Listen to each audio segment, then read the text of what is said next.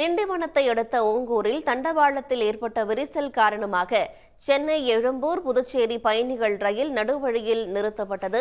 1 மணி நேரத்திற்கு பிறகு தண்டவாளம் சீரமைக்கப்பட்ட பிறகு ரயில் புறப்பட்டு சென்றதாக கூறுகிறார் நமது செய்தியாளர் ஹரிதாஸ். ஹரிதாஸ், என்ன நடந்தது? முழு விவரம். விழுப்புரம் மாவட்டம் திண்டிவனம் அருகே தண்டவாளத்தில் திடீர் விரிசல் அதிர்ஷ்டம் உயிர் தப்பிய பயணிகள்.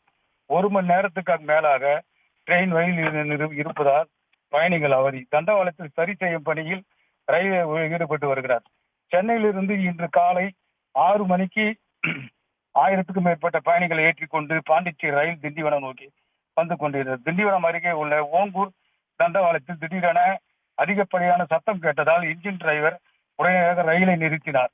இது குறித்து ரயில்வே கட்டுப்பாட்டு அறைக்கு தகவல் தெரிவிக்கப்பட்டு இதை அடுத்து ரயில்வே ஊழியர்கள் வந்து பார்த்தபோது ரயில் தண்டவாளத்தில் விரிசல் ஏற்பட்டிருந்தது தெரிய வந்தது.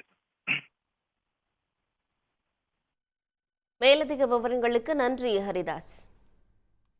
உடனுக்குடன் செய்திகளை தெரிந்து கொள்ள சன் நியூஸ் பெல் ஐகானை கிளிக் பண்ணுங்க.